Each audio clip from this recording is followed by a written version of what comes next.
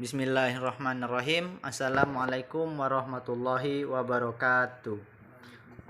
Izin memperkenalkan, nama Yuhendra, NPM 2011080200 dari Fakultas Tarbiyah dan Keguruan, Prodi BKPI, Instansi UIN Raden Intan Lampung.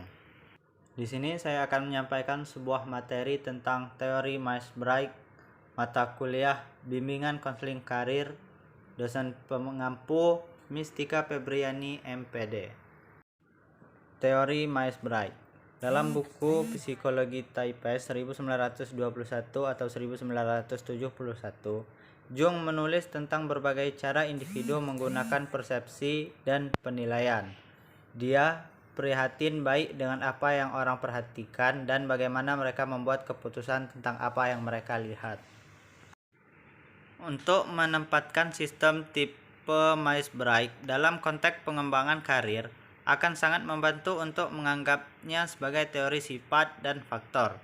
Dalam bab 2, langkah pertama dalam memilih karir menurut teori sifat dan faktor terdaftar sebagai memperoleh pemahaman yang jelas tentang bakat, prestasi, minat, nilai, dan kepribadian Anda. Dalam konteks itu, tipologi Myers-Briggs dapat dilihat sebagai sebuah teori kepribadian. Konselor yang menggunakan teori Myers-Briggs dalam membantu klien dengan pilihan karir menggunakan teori Myers-Briggs sebagai teori kepribadian. Memahami dan menilai. Teori Myers-Briggs berkaitan dengan cara individu mengamati dunia mereka dan membuat keputusan berdasarkan persepsi mereka. Myers-Briggs 1980. Dalam menghadapi dunia, langkah pertama adalah persepsi. Dua cara persepsi yang kontras adalah penginderaan dan intuisi. Dua cara menilai sama seperti dua jenis persepsi, penginderaan dan intuisi. Ada dua jenis penilaian, pemikiran dan perasaan. Menurut Myers 1980, individu lebih menyukai salah satu dari empat kategori ini. NS, cara orang memandang dan menilai berdampak tidak hanya pada cara hidup mereka sendiri, tetapi juga pada cara mereka berinteraksi dengan orang lain. Orang yang menggunakan kemampuan penginderaan dan berpikir untuk memahami peristiwa dan membuat penilaian tentang peristiwa sangat berbeda dari mereka yang menggunakan intuisi dan perasaan. Beberapa contoh untuk membantu mengilustrasikan hal ini.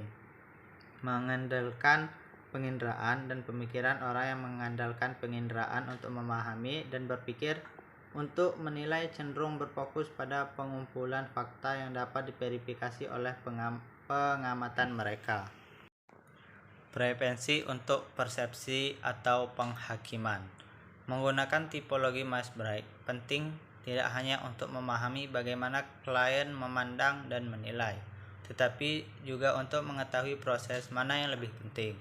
Orang-orang berbeda mengenai seberapa penting mereka menganggap objek dan orang-orang di sekitar mereka berbeda dengan membuat penilaian atau keputusan. Ekstraversi dan introversi. Faktor lain yang menambah pemahaman tentang bagaimana individu menggunakan persepsi dan penilaian adalah introversi versus ekstraversi. Arti umum dari introvert dan ekstravert berbeda dari yang digunakan oleh Jung dan Myers dalam terminologi umum. Introversi umumnya dikaitkan dengan pemalu dan pendiam, sedangkan ekstraversi mengacu pada menjadi lebih keras dan lebih terbuka untuk Jung dan Myers. Istilah introversi dan ekstraversi merujuk untuk bagaimana satu rasio mengacu pada membuat persepsi dan penilaian berdasarkan melihat dunia. Kombinasi jenis 16. Dalam tipologi Myers-Briggs, cara yang berbeda untuk menilai dan memahami. Preferensi untuk penilaian atau persepsi dan preferensi untuk introversi atau ekstraversi bertindak bersama-sama untuk menghasilkan 16 jenis yang berbeda. Tabel pada tipe seperti tabel 4.1 pada halaman 74-77 sering digunakan untuk menggambarkan hubungan antar tipe untuk memerlukan hubungan timbal balik dari 4 dimensi dasar bipolar. Akan sangat membantu jika menggunakan singkatan-singkatan berikut akan digunakan di sepanjang sisa bab ini. Ekstrovert Introvert 1, penginderaan S, intuisi N, berpikir T, perasaan F, penilaian I. Pengaruh kombinasi keempat preferensi pada remaja. Yang pertama dengan perasaan, kedua dengan mengupas, ketiga dengan penginderaan, dan keempat dengan penginderaan dengan berpikir.